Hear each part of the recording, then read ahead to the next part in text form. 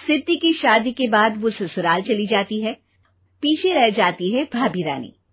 सिद्धि के ससुराल जाते ही भाभी कहती है, अरे वाह जी वाह, सारे कपड़े मेरे। हाय रे पैंट, अरे वाह वाह, मजा आ जाएगा। अरे ये सिद्धि की अलमारी के सामने खड़े होकर क्या बड़बड़ा रही है? जाकर देख मेहमानों को विदाई की मिठाई मिली कि नहीं। अब हाँ माँ जी, क्यों नहीं, लेकिन पहले कपड़े तो बदल लूं। अब रानी आ जाती है सिद्धि के उन कपड़ों में जो वो ससुराल जाने से पहले घर छोड़ जाती है। अरे रानी, कुछ दिन रुक जाती। अरे ये तो सिद्धि बिटिया को मैंने ही दिया था, बड़ा ही फबता था उस पर, तुझ पर तो कुछ खास नहीं लग रहा। अब वो ना मेरे सारे कपड़े गीले थे तो सोचा पहन लूं। वैसे भी सिद्धि को कौन सा भी पुराने आउटडेटेड कपड़ों को पहनना है। वैसे भी ये सूट तो मैंने तभी पहना था, वैसे खास है भी नहीं ये। हाँ ठीक है, लेकिन ना मेरी सिद्धि पर तो जमता था। सारे मेहमान चले जाते हैं और सिद्धि ससुराल से मायके पहली बार आती है। अपना घर, अपना कमरा, अपनी अलमारी। ये बोलकर जैसे ही सिद्धि अलमारी खोलती है तो सामने उसके कपड़ों की जगह कुछ और ही रखा होता है। माँ, जरा कमरे में तो आना। सास और रानी वहां पहुंच जाते हैं। रानी ने पहनी होती है सिद्धि की जींस और टी शर्ट। अरे भाभी, ये क्या? ये तो मेरी बड़ी ही महंगी टी शर्ट है, इसे आपने घर में क्यों पहनी है? अरे बहुत मिलती है दीदी ये चौक की मार्केट में, 150 में। ओ भाभी प्लीज, ये एरोपोस्टल है, 2000 की एक टी शर्ट। ओहो, 2000 में तो दीदी 4 साड़ी आ जाए। अब क्या बोलूं? भाभी, ये मेरी अलमारी में छोटू के कपड़े, तो मेरे कपड़े कहाँ हैं? मेरी अलमारी में? अब दीदी आपको कौन से पुराने कपड़े पहनने थे?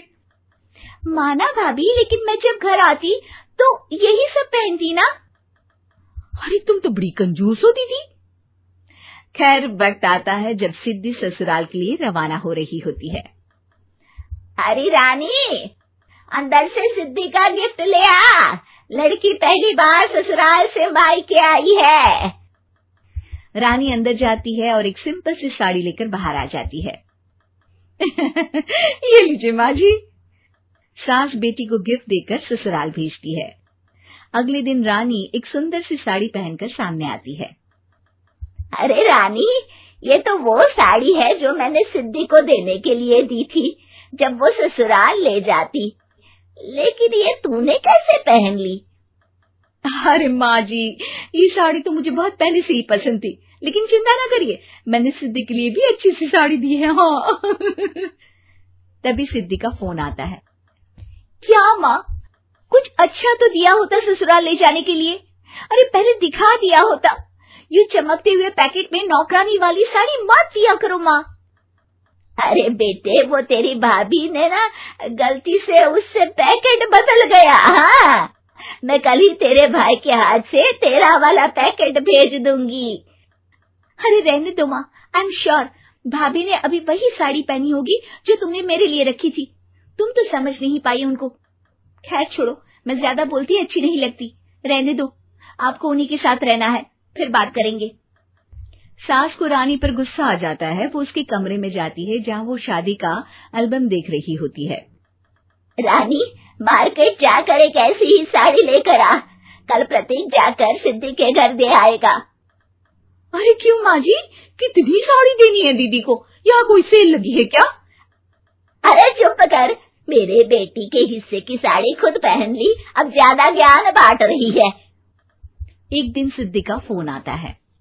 माँ, मेरी सास ने आप सबको खाने पर बुलाया है। सारे लोग सिद्धि के ससुराल पहुंचते हैं। खाना खाकर वो लोग निकल रहे होते हैं कि सिद्धि की सास सभी को गिफ्ट देती है। अरे बहन जी, बेटी के घर का खाना खा लिया, यही बहुत है जो आप ऊपर से गिफ्ट भी दे रही है। अरे बहन जी, आप भी कहाँ इन बातों पर विश्वास कर रही हैं।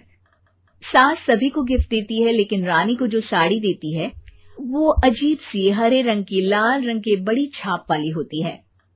अरे छी, ये कौन पहनेगा? सासू माँ को तो जरी वाली इतनी सुंदर और मेरे लिए ये नौकरानी वाली।